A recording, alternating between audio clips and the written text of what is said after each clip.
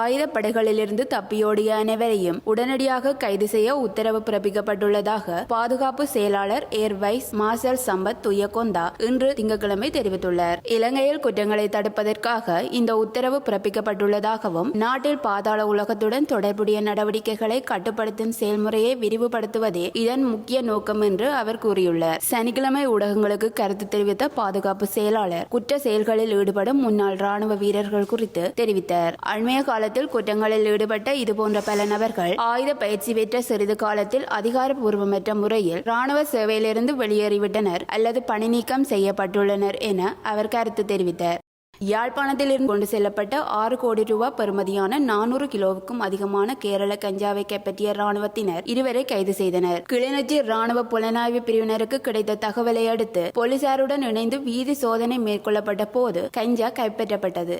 மருதங்கணி பிரதேச செயலக பிரிவினால் ஏற்பாடு செய்யப்பட்ட வடமாகாண தொழில்துறை திணைக்களத்தின் உள்ளூர் உற்பத்தியாளர்களின் தொழில் சந்தை இன்று மருதங்கணி பிரதேச செயலகத்திற்கு முன்பாக நடைபெற்றது. உள்ளூர் உற்பத்தியாளர்களினால் தயாரிக்கப்பட்ட உள்ளூர் உற்பத்தி பொருட்கள் இந்த தொழில் சந்தையில் விற்பனை செய்யப்பட்டது.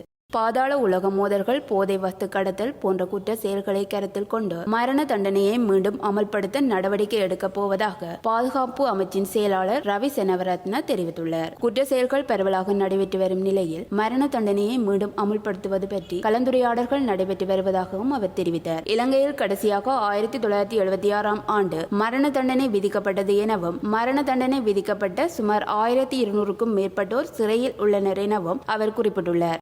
உள்ளூராட்சி மன்ற தேர்தலில் 9 கட்சிகள் இணைந்து சங்க சின்னத்தில் போட்டியிடுவதற்கு இணக்கம் எட்டப்பட்டுள்ளது. யாழ்ப்பாணம் இணுவிலில் இடம்பெற்ற கட்சி தலைவர் மற்றும் பிரதிநிதிகளுக்கு இடையிலான கலந்துரையாடலின் போது இவ்வாறு தீர்மானம் எடுக்கப்பட்டுள்ளது. தமிழீழ மக்கள் விடுதலை கழகம், ஈழ மக்கள் புரட்சிகர விடுதலை முன்னணி, தமிழீழ விடுதலை இயக்கம், ஜனநாயக போராளிகள் கட்சி, தமிழ் தேசிய கட்சி, தமிழ் மக்கள் கூட்டணி, தமிழ் தேசிய பசுமை இயக்கம், ஜனநாயக தமிழரசு கட்சி, சமத்துவ கட்சி ஆகிய 9 கட்சிகளும் இந்த கலந்துரையாடலில் இணைந்து கொண்டுள்ளது.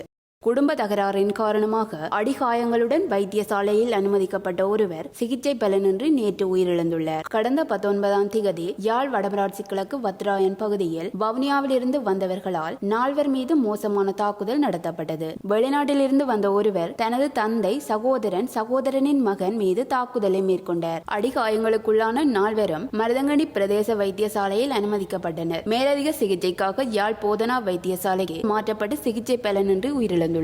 யாழ் மாவட்ட செயலகத்தின் ஏற்பாட்டில் யாழ் மாவட்ட அரசாங்க அதிபர் மானா பிரதீபன் தலைமையில் கிளீன் ஸ்ரீலங்கா வேலை திட்டம் சக்கோட்டையில் இடம்பெற்றது. இந்த வேலை திட்டத்தில் யாழ் மாவட்ட பாராளுமன்ற உறுப்பினர் இளங்குமரன், யாழ் மாவட்ட கட்டளை தளபதி ஆகியோரும் கலந்து கொண்டனர். கடற்கரை ஓரங்களை துப்புரவு செய்யும் நடவடிக்கையில் இராணுவத்தினர், கடற்படையினர், போலீசார் சாரணி இயக்கம், இலங்கை செஞ்சிலுவை சங்கம், அரச திணைக்கள உத்தியோகத்தர்கள், பொதுமக்கள் என பலரும் கலந்து கொண்டனர். மேலும் கடற்கரையை சிரமதானம் செய்யும் பணி வடமராட்சி கிழக்கு பிரதேச செயலர் கூனா பிரபாகர மூர்த்தி தலைமையில் நேற்று மணக்காட்டிலும் இடம்பெற்றது.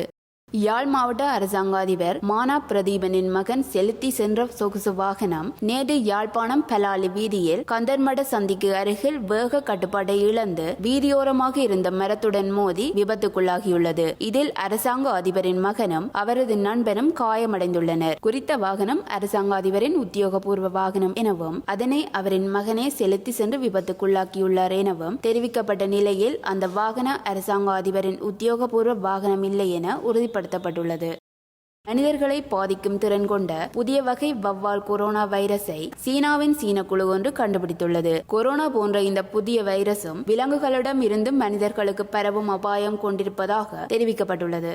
மருத்துவமனையில் அனுமதிக்கப்பட்ட போப் பிரான்சிஸ் ஆபத்தான நிலையில் இருப்பதாக வத்திகான் தெரிவித்துள்ளது. சுவாச கோளாறு காரணமாக 88 வயதான போப் பிரான்சிஸ் கடந்த வாரம் மருத்துவமனையில் அனுமதிக்கப்பட்டார். தனது உடல்நிலை குறித்து பொதுமக்களுக்கு வெளிப்படையாக தெரிவிக்குமாறு போப் அதிகாரிகளிடம் கோரிக்கை விடுத்திருந்தார். பிரான்சிஸுக்கு சிறப்பான சிகிச்சை வழங்கி வந்தாலும் அவர் இன்னும் குறிப்பிடத்தக்க ஆபத்தில் இருப்பதாகவும் ஆபத்தான இரத்த தொற்று நோயான செப்சிஸ் உள்ளது கவலையளிக்கும் விஷயமாக உள்ளதாகவும் ரோமன் ஜெமெல்லி மருத்துவமனையின் மருத்துவர்கள் தெரிவித்துள்ளனர்.